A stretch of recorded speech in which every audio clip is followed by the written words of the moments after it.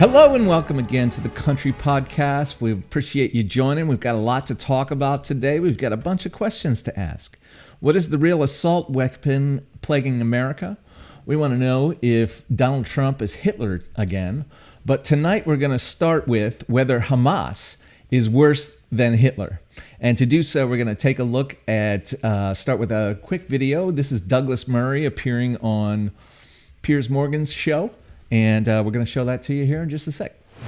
But the second and more important thing is your question supposes that there is a sort of peaceful Palestinian population in the Gaza who would love a two-state solution and then a few bad apples in Hamas. I think that's not true. Why is it that when one of the victims of the music festival, a poor young German Jewish girl, who it seems was raped and then brutally murdered and taken into the Gaza naked. Why was it that you can find, and anyone can find this online, a crowd of ordinary Gazans, it wasn't Hamas, it wasn't a Hamas rally, ordinary Gazans spitting on her body, hitting her body, mutilating her body further as it went down the street. Does that strike you, Piers, as a placid population of peacenik types who are just desperately waiting for a two-state solution to be put back on the table for the millionth time in the last 70-something years? It doesn't seem like that to me. No, but there are over 2 million people in Gaza, and there weren't 2 million people in that video clip. There were a few hundred. So I don't like to make... Yeah, well, a few hundred at random. And did you see anyone in it saying, hey, guys, stop. We're not meant to mutilate the bodies of girls or rape them in public? No, I didn't see that. But then what you're really articulating, correct me if I'm wrong here, but isn't what you're articulating really an endorsement of collective punishment, where you assume they're all guilty? No. And if they don't stand up to Hamas, they're also guilty. And that's where people have a problem, I think, with the moral line here, which is if you hold all the Gazans equally responsible, then is that not collective punishment, which is illegal? Well, first of all, there is some responsibility for the peoples in the Gaza.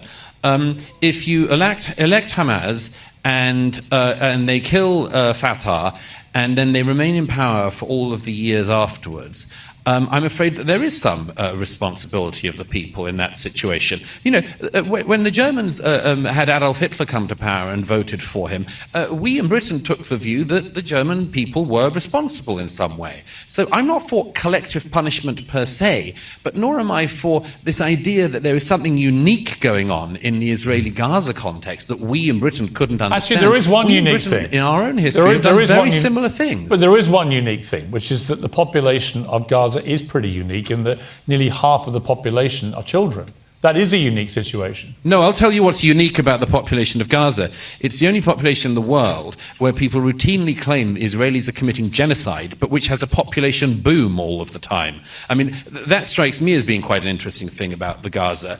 But as for the moral currency, I want to make a very, very important point, if I can say so, on this, which is, you know, people quite often abuse history, and they say things all the time. I mean, about the only thing anyone from history knows is about the Nazis. Here's something I can tell you with absolute certainty, Piers, having not just seen some of the results of what Hamas did on the ground here in Israel a few weeks ago, but having watched the videos of the unedited footage, which I was one of the journalists was sadly allowed to see the other day. I can tell you one thing: the comparison between Hamas and the Nazis is insufficient. And sorry, there's an incoming. Yeah, so we're going to stop it there because they get interrupted by some rocket fire from Gaza, quite honestly. So yeah, I mean, this all came out last Friday. I wrote an article about it. It was Veterans Day Observance Day and the 85th anniversary of Kristallnacht. So, you know, obviously Douglas Murray there states in between rocket attacks that the comparison to Nazis is insufficient. Further, in his piece in the Jewish Chronicle this week, this basically played this out last week, I should say now, Mr. Murray relayed his reactions to the videos he was shown of Hamas terrorists on October 7th that he just referenced there. So this is a direct quote from his article, and again, in the Jewish Chronicle. Many, and I fill in for context, SS and other members of the death squads of the Nazis, spent their evenings getting blind drunk to try and to forget. Now, as an aside, a lot of people on Twitter and elsewhere have argued this point, but it's factual. It absolutely is. In fact, there's some evidence that one of the reasons that the Nazis implemented the final solution, the gas chambers, was because of this problem with morale. Nazi commanders had to worry about staff morale. When the war ended, the Nazis tried to pretend that Treblinka and all of the other death camps didn't actually exist. They were ashamed, is the point, both during and after. Now, whether you want to argue this was just for public consumption or whatever, fine. I don't care. It's insufficient. It doesn't matter. It's irrelevant to the point. The point is to compare this with the behavior of Hamas on October 7th. As those of us who have viewed the raw footage from the day have seen and heard for ourselves, these terrorists were not just pleased with what they were doing, they were elated. They spent the whole time screaming Allahu Akbar, which means God is great, with delight. As they decapitated bodies and shot terrified civilians, they were grinning, congratulating each other, and seeking acclaim from others. In one call, which the Israelis captured and played, a young Hamas terrorist called back to Gaza to boast to his parents that he, their son, had killed 10 Jews. Quote, with my own hands. He was ecstatic with joy and desperate that his father and then his mother would give them the praise he desired. They seemed sort of reticent to do so, saying, come home, I hope you're safe. But they did. Their boy had turned out good. And so, look, I understand. Godwin's law states that the longer a discussion on the web goes on, the more likely it is that a comparison to Nazis or Hitler will ensue. It's the old meme, right? Like, you're Hitler. Now you're Hitler. And there's a great picture of Jon Stewart where he's holding up a sign and it says, I disagree with you, but I'm pretty sure you're not Hitler. And I think in every case, this is true, except this one. Nonetheless, the worst killing of innocent Jews since the Holocaust is the exception to the rule. If Dante is correct and there are levels of hell, the perpetrators of the Holocaust certainly are spending eternity on one of its lowest floors. But a terrorist organization whose charter publicly extols the goal of the extermination of all Jews globally. That's right, their charter says every single Jew must die across the globe, not just in Palestine, everywhere. And which continues to celebrate the brutal murder, rape, and desecration of 1,200 Jewish civilians may belong lower still in Dante's levels of hell than the Nazis.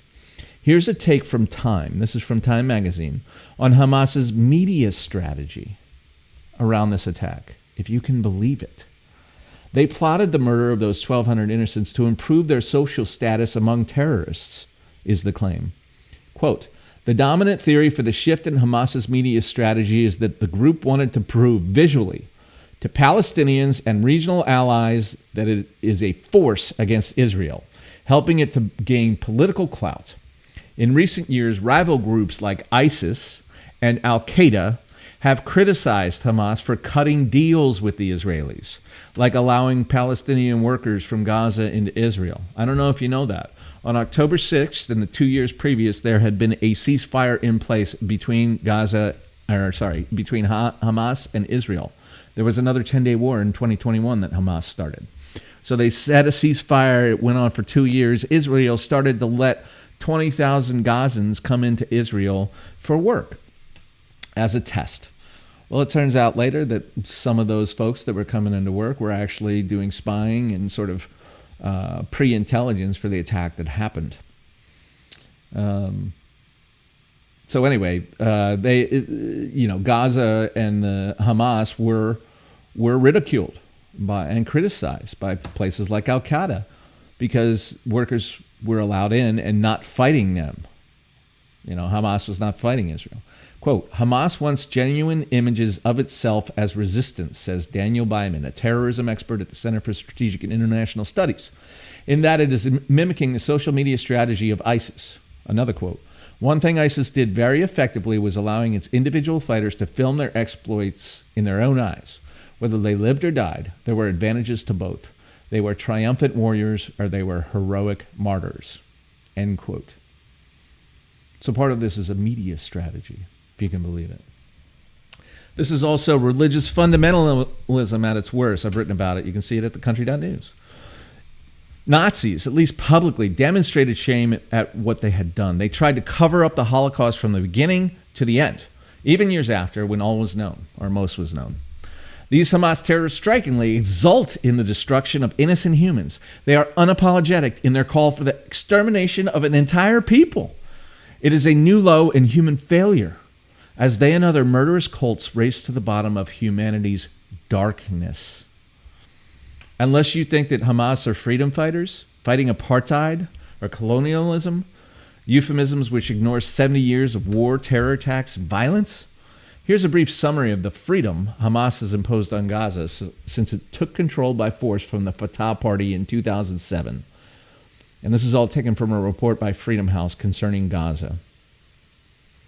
The media are not free in Gaza.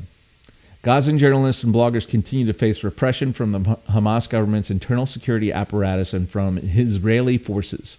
A reporter for a pro-Fatah radio station, Hani al-Agha, was detained by Hamas authorities in September 2019 and released more than a month later as part of a larger amnesty. In a 2018 report, Human Rights Watch detailed a pattern of arrests, interrogations, and in some cases, beatings and torture of journalists in Gaza. Next, freedom of religion is restricted. Blasphemy is a criminal offense.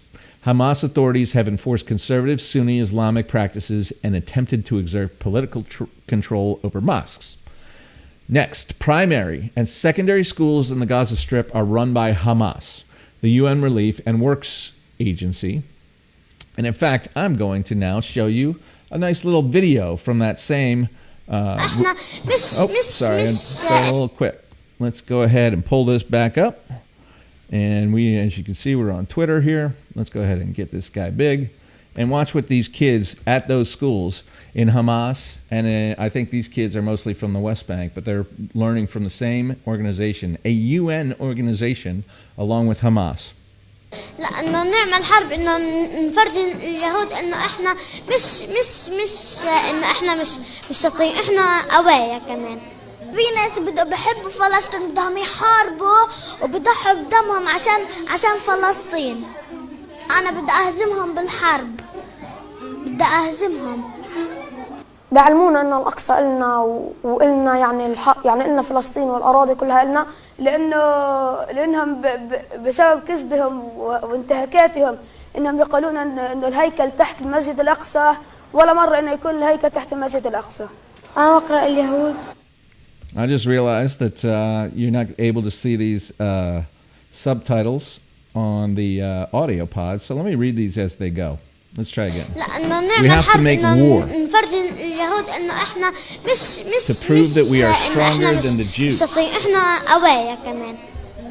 People love Palestine, and they are ready to die for Palestine. I want to fight against them, the Jews, and defeat them in war. These are young children. At school, they teach us that Al-Aqsa and all of Palestine is ours. The Jews lie and say that their temple is under the Al-Aqsa mosque. It was never there. I hate the Jews. Yes, they teach us that the Zionists are our enemies. And he's struggling to remember what he was told to say, and must fight them. They teach us that Jews are terrorists. At school, they teach us about Jews. They teach us that they are bad people. They killed our young. They teach us in school that Jews are fickle, bad people. I am ready to stab a Jew and drive a car over them. Looks like a 10-year-old boy. I will fight.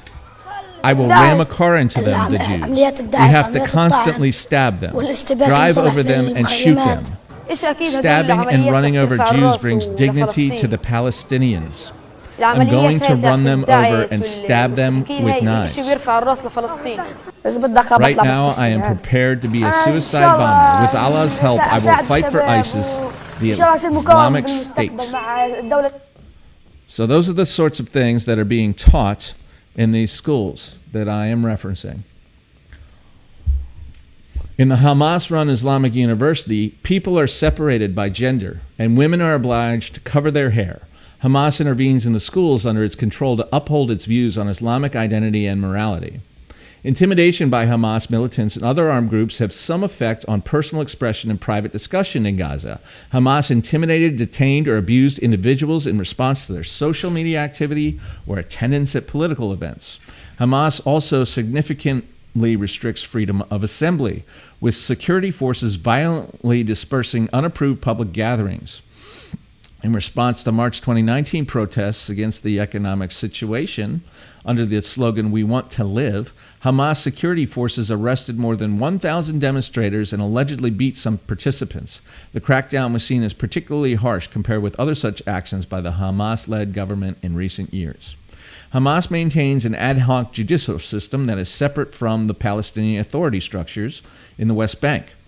The system is subject to political control, and Palestinian judges lack proper training and experience. Hamas security forces and militants regularly carry out arbitrary arrests and detention, and in some cases, civilians are subject to trial by special military courts. Hamas-led authorities have applied the death penalty without due process or adequate opportunity for appeals. The legal system operating in Gaza offers few protections against harassment and discrimination for women and other vulnerable groups, including LGBTQ+. In fact, if you are found to be gay in Gaza, Hamas will kill you instantly. There are laws up to 10 years in prison for sexual acts between men. Palestinian laws and societal norms derived in part from Sharia law put women at a disadvantage in matters such as marriage and divorce. Rape and domestic violence remains underreported and frequently goes unpunished. So-called honor killings, this is the worst one. Honor killings reportedly continue to occur. And you don't know what an honor killing is. That is the right to put to death your wife or daughter or other woman because she has been perceived to be promiscuous. Some women in Gaza took part in small protests against such violence in tandem with larger demonstrations elsewhere that were prompted by the August 2019 murder of Isra Ghraib, a West Bank Palestinian woman who was allegedly killed by male relatives after she posted an image of herself with her fiancé online. Again, this is all from Freedom House. You can go and see it. A free Palestine, it is not. It is not. Palestine is not free. You may disagree with Douglas Murray's opinion that Hamas is worse than the Nazis, but you cannot possibly support this brutal, murderous, authoritarian, fundamentalist movement. It is the shame of the world. Likewise, it is no longer sufficient to call it Islamic terrorism. It is jihad. So let's just go through a few ifs. If you would like to explain Hamas as a set of freedom fighters fighting off colonialism or apartheid or some other fantastical reading of the situation, you are mistaken. Hamas has a single holocaustic mission, the destruction of the state of Israel and every Jew on planet Earth. I've got links to this directly on thecountry.news. Go and search it out. They say so in their charter, in their words, and their actions. They targeted babies and women and children for murderous jihad on October 7th. Quote, here's two quotes from members of Hamas. Actually, this is one. This is a spokesman of Hamas from 2019. If this siege is not undone, we will explode in the face of our enemies with God's permission. The explosion is not only going to be in Gaza, but also in the West Bank and abroad, God willing. And then another quote of the same person. But our brothers outside are preparing, trying to prepare, warming up. He means outside Gaza. He continued, 7 million Palestinians outside, enough warming up. You have Jews with you in every place. You should attack every Jew possible in all the world and kill them.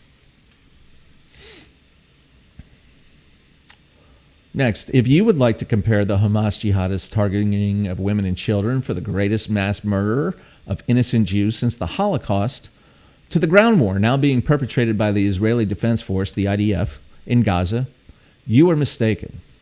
The IDF has paused the response to the brutal attacks of October 7th and thus the declaration of war by Hamas for 3 weeks. They waited 3 weeks. They left time for civilians to evacuate, and they left time to attempt to convince Hamas to release the 240 plus hostages that they still hold. Hamas spent those 3 weeks threatening civilians attempting to leave by gunpoint because they want the most civilian casualties they can possibly produce in this war. And they did not release the hostages. The IDF, meanwhile, has warned civilians repeatedly to vacate certain areas likely to be targets by dropping pamphlets, issuing warnings on radio, on television, and across social media and cell phones. The IDF has also agreed to take tactical pauses for civilians to flee and has actually created their method of flee. They created those humanitarian corridors, and they actually protect them from attacks by Hamas. Next, if you would like to think that the brutal acts of violence, mayhem, and terror that Hamas jihadis perpetrated on October 7th is in some way a reflection of the Israeli government and its abuses against Palestinians, and we will stipulate there are abuses, you are nonetheless mistaken. Hamas's jihadism must be considered in the broader context of jihadis across the Muslim world. First, between 1979 and 2021, there have been over 48,000 Islamic terrorist attacks across the globe. This is according to an organization called Fundapol. It's a French organization. It's a think tank, mostly concerned with European integration and the free economy. But being in Paris, where apparently these sorts of terrorist attacks are much more common. They started tracking in 1979. They've tracked 48,000 attacks. And lest you think they're all against Israelis, they're not. But of these 48,000 attacks, they've documented 210,000 people killed. And they believe both the number of attacks and the number killed are seriously underreported. They can't track everything. They also report that most, 89.5% of these attacks have occurred in Muslim countries, i.e. targeting fellow Muslims. Similarly, the vast majority of deaths from Islamist terrorist attacks, 91.7%, also occurred in Muslim countries. They perpetrate tens of thousands of terrorist attacks against their own people, internecine conflict. Second, the killing of Muslims is commonplace in the region. The dictator of Syria, Bashar al-Assad, has likely killed 300,000 Muslims, and a similar number have died in the Yemeni civil war in Yemen. It's estimated 337,000 have died, and at least half of those, at least 100,000, are at the hands of the Saudi Arabian government. That is, basically funding and fighting that war on one side. But Assad in Syria and MBS in Saudi Arabia are not Jewish. So apparently, no one in the Muslim world cares. That should tell you something. Why don't people in America care? Have they called for a ceasefire in Ukraine with 500,000 dead? Have they called for a ceasefire in Syria with 300,000 dead? And by the way, some of them killed by Americans. We still have troops in there fighting. Have they called for a ceasefire in Yemen where 200,000 are dead, likely 100,000 of them by Saudi? Of course not. They're all up in arms about an alleged 11,000 dead. And I say alleged because the only count that anyone has, the UN, the United States, or otherwise, comes directly from Hamas. Hamas governs Gaza. They run the Ministry of Health, which is the only source we have for the number of casualties. And by the way, they don't separate out Hamas terrorists and combatants that are shooting back at Israelis in that 11,000 casualty figure. I should also tell you that the Ministry of Health in Gaza, run by Hamas, was the source of the bombing the hospital hoax that happened a few weeks ago.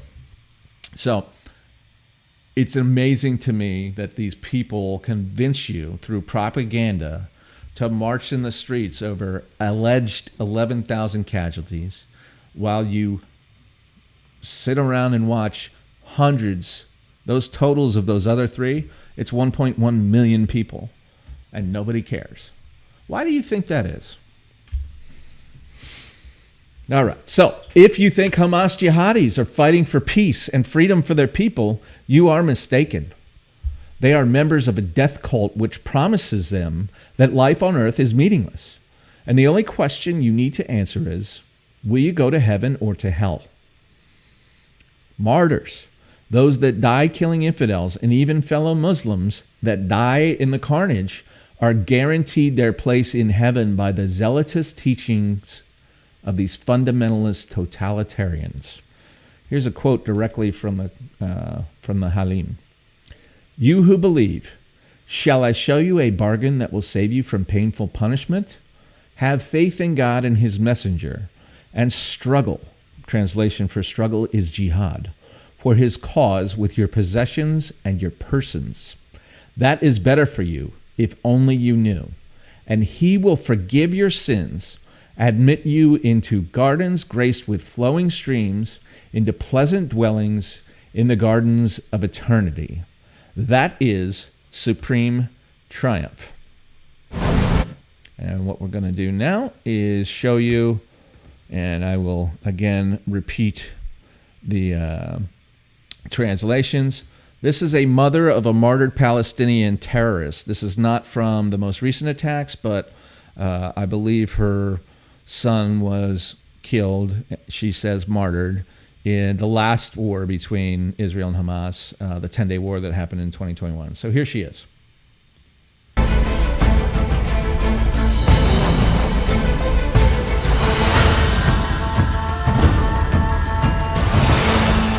bit of preamble. Apologies. Here we go. Mother of martyred Islamic Jihad terrorist Muhammad Jajou. I told my eldest son, I always pray that I, your father, brothers, daughters, and sons, that all of you become martyrs for Allah, that when death comes for us all, we will all be martyrs for the sake of Allah. I am proud of Muhammad, obviously. Allah be praised, all my sons are religious, they are all good. By Allah, if all my children and grandchildren are martyred for the sake of Allah, it will make me happy. Allah be praised. I love this path. I feel that it is the road to salvation. All right, so that is the mother of a fallen terrorist. And I hate to say it, but it matters that the great Prophet Muhammad, actually in the stories of his own life, tortured, beheaded, and kept sex slaves, including when he massacred a tribe of Jews, the last one left in Medina. This is in the teachings. These practices are played out regularly across the Muslim world by jihadis that act in concert with Hamas.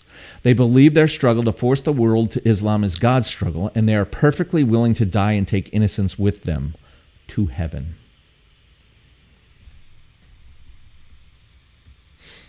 If you think Israel and the IDF are solely responsible for the civilian casualties in Gaza, you are mistaken.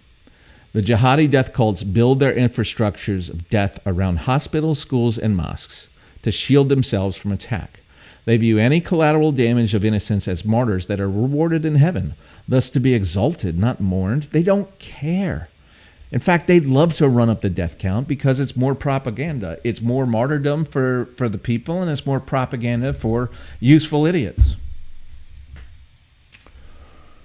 Here's two statements. First from one captured jihadi, the second from a spokesperson from Hamas. The captured person, this is from Gaza. This is from the most recent, he was captured in the most recent I'm sorry. I'm not sure if he was captured in the attacks or in the response, but his name is Amr Abu Awash, a member of Hamas's elite Nukba force, who was asked about the connection between hospitals in Gaza and the metro, quote unquote, which is their extensive tunnel network. A handcuffed Awash replied, this is from The Guardian, I think, most of them are hidden in the hospitals. At Shifa Hospital, for example, there are underground levels. Shifa is not small. It is a big place that can be used to hide things. Abu Awash was then asked by the interrogator about why Hamas was using medical institutions such as hospitals and clinics, to which he answered, so you won't strike them. All right. And then here is a Hamas spokesperson. In 2014, the Hamas spokesperson Sami Abu Zahari told Al-Aqsa TV, quote, Hamas despises those defeatist Palestinians who criticize the high number of civilian casualties. The resistance praises our people. We lead our people to death. I mean, to war. If you think the primary oppressors of the Palestinian people are Israel, you are mistaken. No one cares less about Palestinians, especially women and children, than Hamas. Hamas violently overthrew the Fatah Party in 2007 in Gaza and has ruled there ever since. I've written extensively about Hamas's brutal dictatorship governing Gaza. We just talked about it. In summary, Hamas's military-enforced dictatorship is one of the most violent, authoritarian, and religious fundamentalist governments that exist in the world. Women are property, completely subjugated. Homosexuals and other LGBTQ+ are summarily put to death. All religions are forbidden save Islam. There is no right to speak, no right to assemble, and no right to petition your government. Women can be killed for perceived promiscuity. Suffice it to say that if Hamas were to rule Palestine, Palestine would never be free.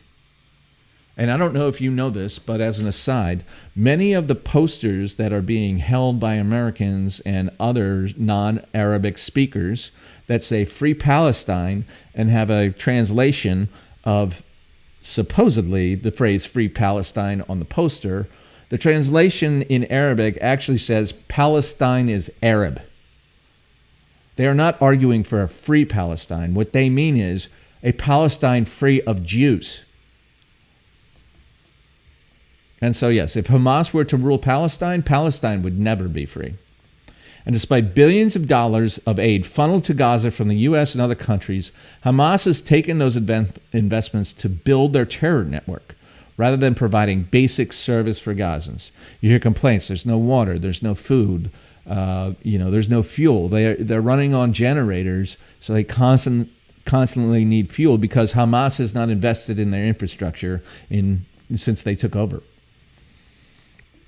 And if you think that Israel is or has ever currently perpetrating a genocide, you are mistaken. The Palestinian population in Israel has grown more than fivefold in the past 70 years. A genocide is an attempt to eliminate a population. A genocide is something like what happened in Nazi Germany, where 6 million Jews at least were killed. A genocide is not a population that grows from 1 million in 1950 to over 5 million in 2022. As explained above, the IDF is taking great pains to attempt to limit civilian casualties in this war. At the same time, Hamas is taking great pains to increase the civilian casualties, to attempt to get you to put pressure on Israel to stop hunting down these horrible, brutal murderers. There is no genocide. And the only group wishing for a genocide in Israel or Palestine is Hamas. And if you think there is no end in sight to this war amongst Hamas and Israel, you are mistaken. All Hamas need do is throw down their weapons, come out with their hands up, and release the 240 plus hostages that they still hold. We hope they're still alive, but nobody knows. If they were to do that, there would immediately be peace. On the contrary, if Israel were to do that, to lay down their weapons and say, let's be friends, Hamas, let's stop this carnage, there would immediately be a genocide of Jews in Israel. The Hamas jihadis have told us so, over and over, by their words and by their deeds. It's time we start believing them. Okay, so while we're talking about insane murderers, why don't we talk about the assault weapons plaguing America? And I'm not talking about guns. The proximal cause of mass shootings in America is definitively mental health. The main shooter, I'm not going to use his name. I'm not going to ever use a mass shooter's name. The reason should be obvious. We'll talk a little bit about it in a sec. So the main shooter's family was concerned about his mental health and his access to firearms. The local police were called. The Army Reserves were heavily involved, as the shooter was a reservist, and both did little to avert the disaster. 3 months before the shooting, the shooter was so deranged that the reserves involuntarily committed him to a mental institution for 2 weeks. After which the Army, quote, directed that while on duty, he shouldn't be allowed to have a weapon, handle ammunition, or participate in live fire activity. It also declared him to be non-deployable, end quote. The shooter filled out a form at a gun store afterwards to purchase a silencer, but he was denied the sale because he truthfully answered he had been committed for mental health reasons. The police were asked to do a wellness check by the Army Reserves because a fellow reservist said he feared, quote, the shooter was going to snap and commit a mass shooting, end quote. Sheriff's deputies visited the shooter's home twice, issued an alert, but did not enter the shooter's home even though there was evidence he was there. Because, they say, no one answered the door to his trailer. The reserves have a letter from an unnamed fellow reservist that states the shooter told him that he planned to shoot up places. A week before the shooting that killed 18, the local sheriff's office canceled the statewide alert for the shooter. Okay, so the police dropped the ball. I mean, obviously. But, you know, and the reserves dropped the ball. Although they did contact the local police and did what they could to not put guns in his hand. But at the same time, if you're the commanding officer of that reserve unit, if you're people in his platoon that work with him directly, what are you thinking about this now? I mean, can you imagine my grandparents' generation, you know, the great generation, the guys that fought World War II? Can you imagine them allowing their fellow soldier to commit something like this? They wouldn't allow it. They would take care of it. They would figure it out as a group, as a team, holding each other accountable. And you know, that more than anything else, I think, is part of the accountability and a community and a society that we've lost in this country. That's leading to things like this, mass shooting. Let's look at another mass shooter, the Parkland shooter. So that was the high school that was shot up in Florida, on the east coast of Florida. The Parkland shooter was known to have mental health issues since he was in pre-kindergarten, and there were reports he made threats to other students. Psychiatrists recommended he be involuntarily committed to a mental institution, and school officials were so concerned he would bring a gun or other weapon to school, he was disallowed from carrying a backpack on campus. The Department of Children and Families in Florida investigated him for social media posts in which he cut himself and threatened to buy a gun. He was recommended for involuntary evaluation under the Baker Act. The since-fired sheriff of Broward County reported that the police were called to the shooter's home 23 times in just the year leading up to the shooting. But a CNN investigation found the actual number was 45. That's almost 4 times a month for a year. The school shooter was posted on YouTube that he was, quote, going to be a professional school shooter, end quote. He was going to be a professional school shooter, end quote. He said that on YouTube. 2 months before the shooter killed 17 at Parkland High School, the FBI was contacted by someone close to the shooter. They haven't released who. The FBI stated after the shooting, quote, this is a statement from them. The caller provided information about about the shooter's gun ownership, his desire to kill people, his erratic behavior, and disturbing social media posts, as well as the potential of him conducting a school shooting, end quote. The FBI admitted they never followed up on the tip. We could go on and on. If you think there are outliers, consider these are outliers, like that's just 2 random things. Consider the following data from Statista of 89 mass shootings between 1982 and October 2023, in which one can definitively determine, because there's a lot of noise in this data. There's a bunch that they say no signs of mental health issues or unknown to be determined. But of the ones that they can determine, 72, unclear is some of them. And then unknown is or to be determined. Of those 89, which they can definitively determine whether or not there were prior signs of mental health, 72 of the mass shootings included it. In other words, the number may be higher, right? Because, a big chunk of them, they're just not sure. But of the ones they're sure, 80% of the shooters had shown prior signs of mental health problems. And that's 80% prior signs, right? Like the other 20% may, in fact, all have mental health problems. They just didn't have prior signs of it. It's a huge, huge, vast majority of these shooters. In fact, these stories are chilling, not only because these shooters are so plagued by mental illness that they determine they must destroy the world they know as best they can, but also because of how deeply and fully the institutions that are meant to assist these people in crisis, and, by the way, keep the rest of us safe, fail these disturbed individuals and society so consistently. I do want to share with you, I found no better explanation concerning this need of murderous destruction than that by Dr. Jordan Peterson. He's a highly cited clinical psychologist, and here he discusses his investigation of the writings of the Columbine shooters, the first to shoot up a school in America, and that was in 1999. So let's take a look at this clip.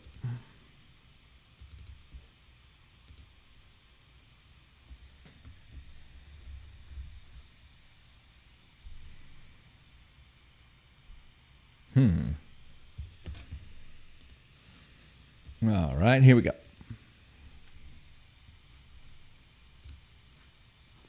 I read about the Columbine massacre and the kids who undertook it. That'll make your hair stand on end if you want to read something that will really disturb you. Reading Eric Harris's writings will really disturb you. No matter how much you know about human beings, reading Eric Harris's writings will disturb you. And Harris is Cain, He says it straightforwardly. He hates human beings. So I should tell you, this is a discussion of the psychological impacts of biblical stories. And so when he says Harris is Cain, he means of Cain and Abel fame, who's, of course, the brother that murdered his brother because he was jealous and because he hadn't made the right sacrifices and God was punishing him. Hates being itself. He would destroy everything if it was within his power to do that. And of course, him and his colleague were motivated to produce far more carnage than they managed that day. What was successful was only a fraction of what they had planned. And Harris said very straightforwardly that he had set himself up as the judge of being and that it lacked all utility in his eyes. Mm-hmm. Human beings, certainly, should all be removed from the face of existence because of their pathology and the fundamental horrors of being itself. It's why the mass murderers always shoot themselves afterwards, not before. Because you might wonder, if you're so upset with the structure of being, why you don't just commit suicide in your basement? Why do you have to go out and mass murder before you top it off with a gun to your forehead? Well, you don't make the point as effectively if you just commit suicide in your basement. It's like, my life means nothing to me. But neither does anyone else's, and neither does the structure of being itself. And I'll take all my revenge as much as I possibly can, and then just to show you how little I care, I'll cap myself off at the end. And I would say also, people say all the time, I don't understand how that could happen. It's like, I don't believe that.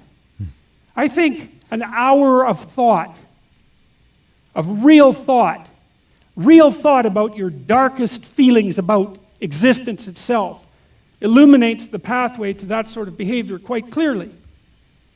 And I think I might be wrong. Like, I might be a darker person than most, and it's certain. Certainly. I mean, the Buddha talks about this. All life is suffering. And I've heard Jordan Peterson talk more about this. I don't think he does here. But you have a choice when you realize that. You can blame yourself for your own suffering and figure a way out of it, how to cope with it, how to improve whatever existence you had for the little time you're here. Or you can blame the world. And that leads to the sort of discussion that he's talking about. A lot of darkness. A lot of darkness. Okay.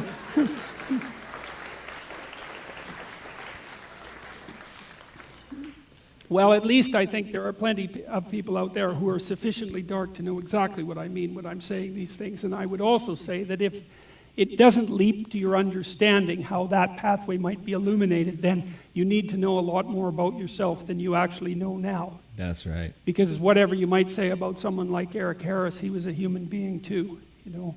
There's this idea in the New Testament that Christ was he who took the sins of the world unto himself. It's a very complicated idea, but part of it is associated with the idea that he met the devil in the desert as well. Mm-hmm. To take the sins of mankind onto yourself is to understand that within you dwells exactly the same spirit that commit the atrocities at Columbine or that ran the camps at Auschwitz, and to actually understand that that's part and parcel of your makeup, and then to take responsibility for it. And I think that in the aftermath of the terrible 20th century, that's what we're left with. We're left with the necessity to take responsibility for the most terrible aspects of ourselves. And that way, perhaps we can stop those terrible things from happening again. That's all. Mm-hmm. That's right. There's a Solzhenitsyn quote that I use all the time, and I may have stolen it from him, but it's the same thing. If only there were evil men out there somewhere that we could find and destroy, and thus evil would end. And evil exists, of course, and many are caught like Hamas in this evil death spiral, and perhaps past reconciliation. But and that's me talking. But Solzhenitsyn says, but the truth is something like, the truth is that good and evil run through the middle of every person's heart, and that's the point here. Also means, you know, that you don't look for the what would you call it, the purveyor of malevolence outside yourself. Right? It isn't someone else, even though sometimes it's someone else. You know what I mean? It's like there are identifiable perpetrators, but that's not precisely the point. The point is something more like that the proper place for the encapsulation of that malevolence, at least the proper place to start, is within the confines of your own existence, and then perhaps within the confines of your family. And that way you're not a danger to those that you misapprehend as malevolent and evil, because you won't get your aim right to begin with. You'll identify them improperly, and you'll take your revenge in a manner that allows you to omit your own responsibility, to act out your unconscious desire for revenge, and to move the world just that much closer to hell. So true. Omit your own responsibility. And that's some of what we're going to talk about here. Right? Another line that I really like from that is he strikes to the heart of the situation. We are left with the responsibility for the most terrible aspects of ourselves, and in that way perhaps stop those terrible things from happening again. Here's another example. Two criminologists, eerily enough, also one of them is also named Peterson, is Gillian Peterson, and James Densley in their book. It's called The Violence Project, How to Stop a Mass Shooting Epidemic, have identified what they believe to be the profile of a mass shooter. Their findings reveal striking commonalities among the perpetrators of mass shootings and suggest a data-backed, mental health-based approach could identify and address the next mass shooter before he pulls the trigger. What's the profile of the mass shooter? There's this really, really consistent pathway. Early childhood trauma seems to be the foundation, whether violence in the home, sexual assault, parental suicides, or extreme bullying. Then you see the build towards hopelessness, despair, isolation, self-loathing, oftentimes rejection from peers. That turns into a really identifiable crisis point where they're acting differently. Sometimes they have previous suicide attempts. What's different from traditional suicide is that the self-hate turns against a group. They start asking themselves, whose fault is this? Is it a racial group, or women, or a religious group, or is it my classmates? The hate turns outward. There's also this quest for fame and notoriety. Indeed, mental health is the number one issue for mass shooting violence. And as an aside, it's easy to blame guns, the tools of our destruction. And the truth is that we should all be supportive of a red flag law that, while following due process and the protections of the Constitution, denies the right of seriously mentally ill persons from owning or having access to firearms. This is an easy win, and it's backed by Republicans and Democrats alike in polling. But it will not solve the fundamental problem that causes these shootings. Consider this. Gun ownership has existed in America since before there was an America. Every farm, every ranch, every person attempting to make their way in rural colonial America owned a firearm. These mass shootings never occurred. Even just 60, 70 years ago, high school shooting teams, Clay or Target, used to be ubiquitous, especially across the South and Midwest. There were no mass shootings. Over the past 100 years, a myriad of laws and regulations have been put in place. There were hardly any gun laws up until about 100 years ago. And we put a myriad of these laws and regulations in place to control guns and gun ownership in ways never contemplated by the founders. Many of them are likely unconstitutional, but we do them because we think it'll make a difference. It hasn't. Gun violence of the mass shooting variety is a new phenomenon that perhaps started in 1982. That's the first time Time magazine started tracking it, but certainly entered the zeitgeist with Columbine in 1999, just 24 years ago. And it's rapidly escalated since. Go to thecountry.news for this story. There's a great picture of a high school. I think it's in New York City. I think it's in Brooklyn. And it's a picture of about a dozen young men in the rifle squad holding rifles right outside of school. Considering that mass shootings have no corollary to American gun ownership nor the U.S. gun control regime, the questions raised by Dr. Peterson and the criminologists become more profound. What is it in the American psyche that has precipitated this crisis? Certainly, we have lost our way as a society. We don't take care of our most vulnerable people, and we seek cheap, easy answers to all of our problems that cost us little. It's easy. Oh, it's the guns. That way I can go on to eating breakfast or picking up the kids at school. It's the guns. It's the guns. It's obviously the guns. And yet, gun control doesn't solve these challenges.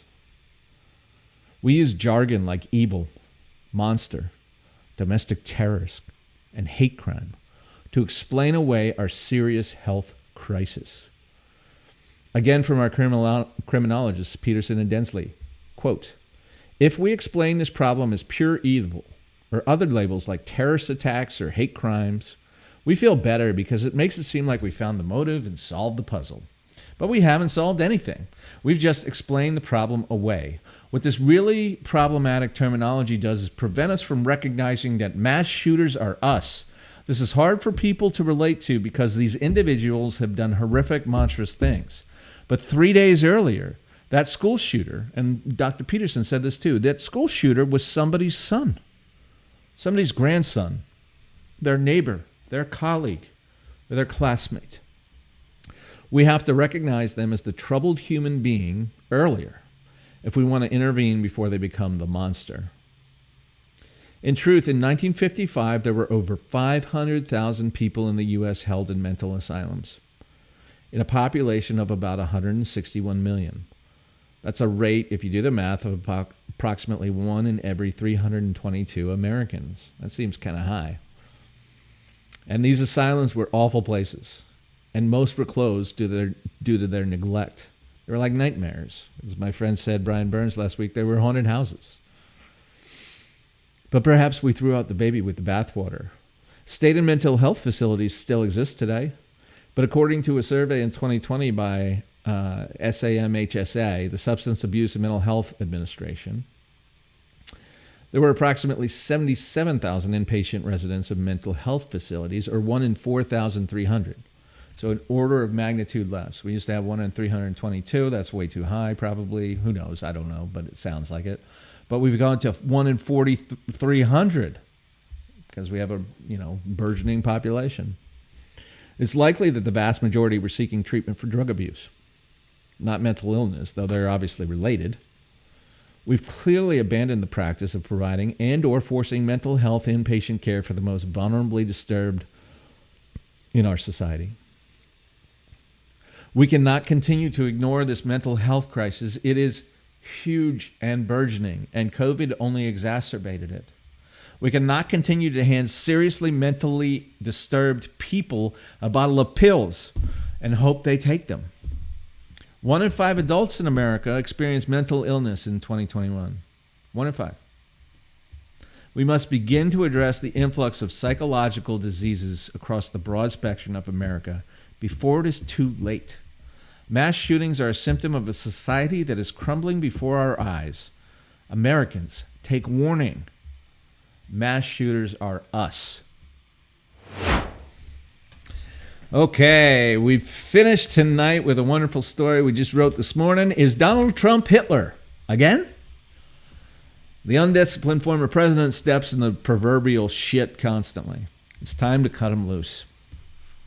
The Donald Trump is Hitler tome has a new chapter, actually 2 new chapters. Over the weekend, the latest brain droppings from the former president, including a statement in a campaign rally in New Hampshire that, quote, "We will put America first, and today, especially in honor of our great veterans on Veterans Day, we pledge to you that we will root out the communists, Marxists, fascists, and the radical left thugs that live like vermin within the confines of our country." End quote. Let us be clear. This is unwanted, unnecessary language, unfit for a president.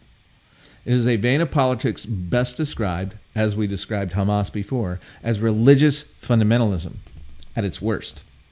And in fact, I want to read just a quick quote. We read this before, but it's so profound from Stephen Pressfield. "The fundamentalist cannot stand freedom.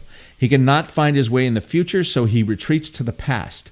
He returns in imagination to the glory days of his race, and he seeks to reconstitute both them and himself in their purer, more virtuous light. He gets back to basics, to fundamentals." That's what we're dealing with here. And so I want to make sure that that is what we understand Mr. Trump's current iteration as. It's religious fundamentalism in a different form. And based on his comments, it's not surprising there was outrage. And in fact, it'd be rightfully so in a vacuum. The issue with the outrage, though, is the vitriol was forced and inauthentic when it comes from the same reporters and news organizations that had no problem with Hillary Clinton naming half the country deplorables in 2016.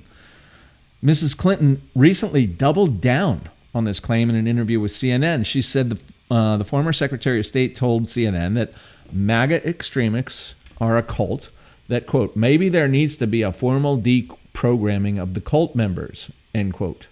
Let's be clear. That's what totalitarians like the Nazis would also suggest as a solution. It's no different than the Vervin comments.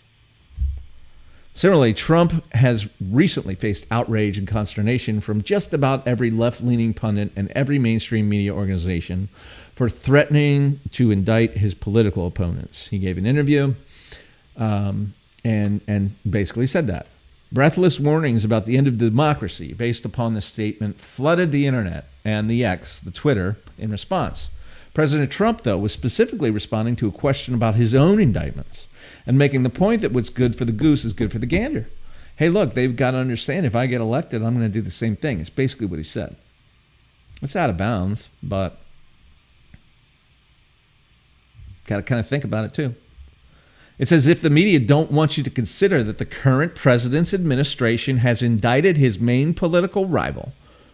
And let's be clear, former President Trump is leading every poll right now for next year's election. He is, in fact, the front runner to be the next president in the United States. And the person he is likely to vie for that title for has indicted him twice, including indictments for the same alleged crime for which the current president himself has been accused but not indicted. And by that, I mean these top secret document thingies, which, we can get into. It's silly. Remember, the Democrats impeached Trump also for asking President Zelensky of Ukraine on a phone call to look into Biden's corruption in Ukraine. The Democrats at the time impeached him, calling it illegal to ask for an investigation of a political rival. But using the awesome powers of the Department of Justice and the special prosecutor to bring indictments for the same thing is fine. And by the way, just as an aside, who exactly has been arrested for hiring the foreign national Michael Steele? You know the Steele dossier. Michael Steele wrote it. He is a British former spy. Who's been arrested for hiring him? And by the way, he also sourced most of the bogus information in the Steele dossier from Russian nationals, other foreign nationals. Who's been arrested for hiring him to investigate Mrs. Clinton's main political rival? Who's been impeached for it? The irony of these double standards is blinding. And it's half the battle with Trump. And in some sense, you wonder if the motive isn't to keep Trump alive. Because by doing these things, you make him more popular. Hypocrisy aside, former President Trump becomes more unhinged with every passing week. His loss in the 2020 election was clearly deeply painful to him. And he spent close to 3 years attempting to relitigate an election that he is sure he did not lose. He recently claimed he won all 50 states, all of them. Of course he did. It seems strange that he would imagine such personal power from a change election in which he didn't win the popular vote. Does he not realize that the best reason to vote for Donald Trump in 2016 was, in fact, Hillary Clinton? That likewise the best reason to vote for Trump in 2020 was, in fact, Joe Biden? But that's what you get with Trump. It's extreme hubris, extremely communicated. To be sure, the biggest reason for Trump's election in 2016 is that our central federal government was and is foobarred, fucked up beyond all recognition, and has been for some time. Electing the poster children for career DC insiders like Clinton or Biden seemed to be doubling down on 20 years of endless war, inflation, debt, and the hollowing out of the middle class. Trump's greatest strength in that election was the perception that he was an outsider ready to take on the entrenched interests screwing the people. He is no such thing anymore. Having served as president and utterly failed to deliver on his promises to build a wall, fix the deficit and budget, drain the swamp, restore American prosperity for the working poor and middle class. He didn't do any of those things, truth be told. If you were to design a better version of President Trump, you would make 3 major modifications. First, you would remove the incendiary, often disgraceful language he employs constantly to describe and attack his adversaries. It's childish, it's boring, and it's old. Tenacious debate to achieve important objectives is admirable. Trump loses focus easily and often creates drama for drama's sake. It's all about I'm the best. Oh, you think I'm not the best? Well, screw you. And, it's so stupid. Second, you would refocus his message, platform, and his priorities to focus on sensible government reform that delivers results for everyday Americans. While Trump attempted this in some ways, his disastrous handling of the COVID response demonstrated his inability to govern and stand up to entrenched interests. He gets in his own way. He can't actually govern or run things. He's just a really good, spokesperson in some ways. Third, you would want to find someone free from the chains of DC politics and bedfellows, an outsider that has proven he or she can deliver results for their constituency. That person is Florida Governor Ron DeSantis. He checks all three of those boxes. In his first 14 months as governor, he prioritized Everglades restoration, boosted teacher pay, pardoned the Groveland Four in a long-standing case of racial injustice, enabled the state's legalization of medical marijuana, and appointed a Democrat to lead the Division of Emergency Management. And it should be said that he did these things in his first 14 months after a very close election. Because he won a close election, he governed from the middle. COVID changed all that. We'll get to that. Trump vacillated and stammered his way through the COVID crisis, putting his entire faith in COVID strategy in the hands of career bureaucrats with their own secret, corrupt agenda. Ron DeSantis pursued smart policies, overturning bad decisions like lockdowns and mask mandates based on data and the scientific literature. His COVID response even drew praise from Democrats, one of which said, quote, "And you need to understand, you think the governor got COVID wrong? They think the governor got COVID right." That's the people. Not only did he get it right, he got it right more than anyone, end quote.